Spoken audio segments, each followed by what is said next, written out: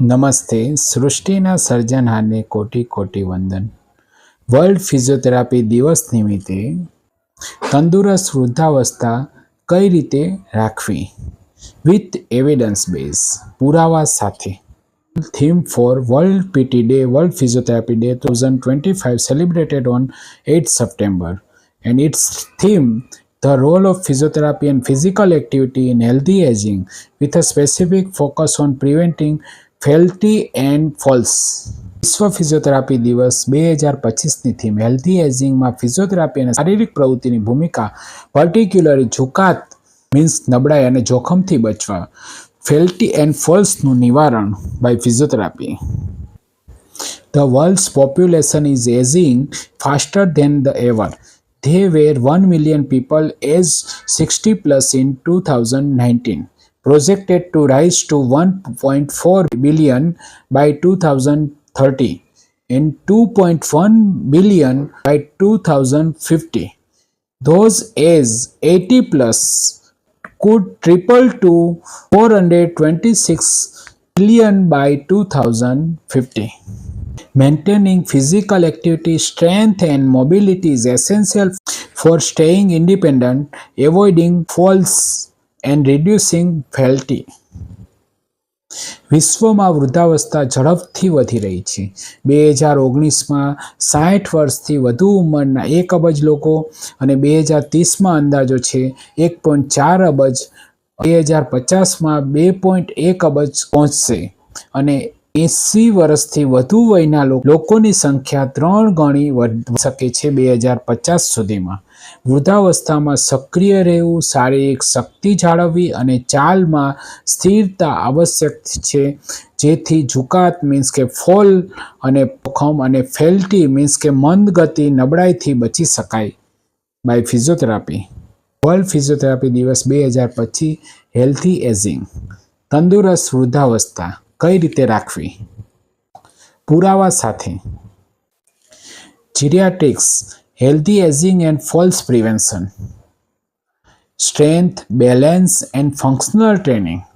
3 things is main important: muscle strength, postural balance, static and dynamic, and functional training.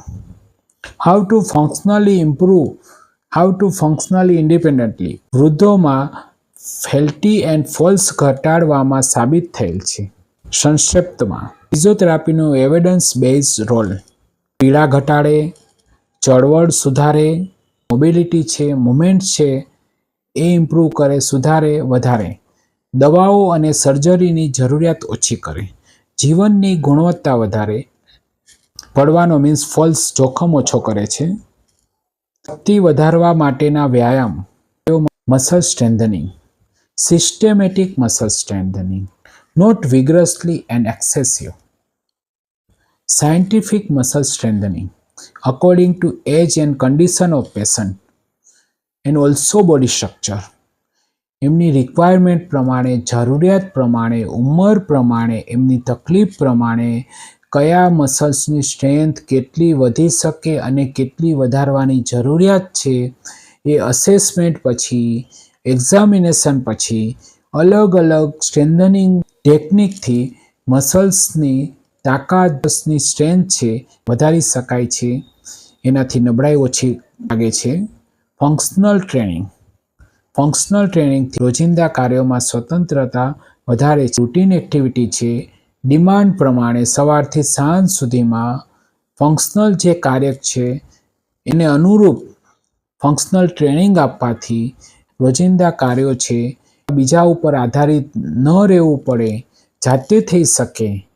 અલગ અલગ functional ટ્રેનિંગથી રોજિંદા કાર્યોમાં સ્વતંત્રતા વધારી શકાય છે, જ્યાં ઉપર આધારિત રહેવું પડતું નથી.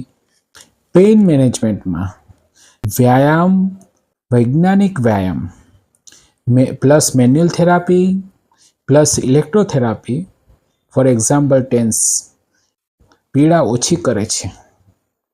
પેઇન મેનેજમેન્ટમાં કોઈ પણ સ્નાયુનો દુખાવો હોય, સાંધાના દુખાવો હોય, વૈજ્ઞાનિક કસરતથી, મેન્યુઅલ થેરાપીથી, ઇલેક્ટ્રોથેરાપીથી, અલગ અલગ ઇલેક્ટ્રોથેરાપીથી પીડા ઓછી કરી શકાય છે.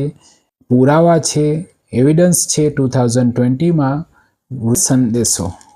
નિયમિત કસરત ઇઝ ઇક્વલ ટુ સ્વસ્થ વૃદ્ધાવસ્થા. ફિઝિયોથેરાપી gives ફેલ્ટી એન્ડ ફોલ્સ સામે રક્ષણ. યોગ્ય ફિઝિયોથેરાપી સારવાર નબળાઈ અને પડવાના જોખમ સામે રક્ષણ આપે છે. નિયમિત કસરતથી વૃદ્ધાવસ્થા તંદુરસ્ત અને સ્વસ્થ રાખી શકીએ છીએ. અને સ્વસ્થ શરીર અને સક્રિય જીવનશૈલી. શરીર આપણું સ્વસ્થ અને સક્રિય જીવનશૈલી એક્ટિવ લાઈફસ્ટાઈલથી આપણી જે જીવન જીવવાની ગુણવત્તા છે એ આપણે વધારી શકીએ છીએ. જીવનની ગુણવત્તા સુધારવા, ક્વોલિટી ઓફ લાઈફ સુધારવા માટે સ્વસ્થ શરીર અને સક્રિય જીવનશૈલી અપનાવવી જોઈએ. ડે 2025 હેલ્ધી એજિંગ, તંદુરસ્ત વૃદ્ધાવસ્થા. હાઉ ટુ પ્રિવેન્ટ ફેલ્ટી, નબળાઈ, by selective strengthening, selective muscle strengthening, ઉંમર પ્રમાણે, તકલીફ પ્રમાણે.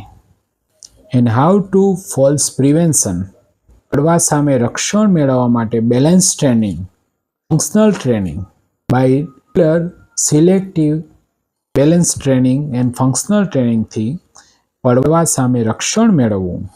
આ વિડીયો સાંભળવા જોવા માટે ખૂબ ખૂબ ધન્યવાદ. જય ભારત, જય હિન્દ.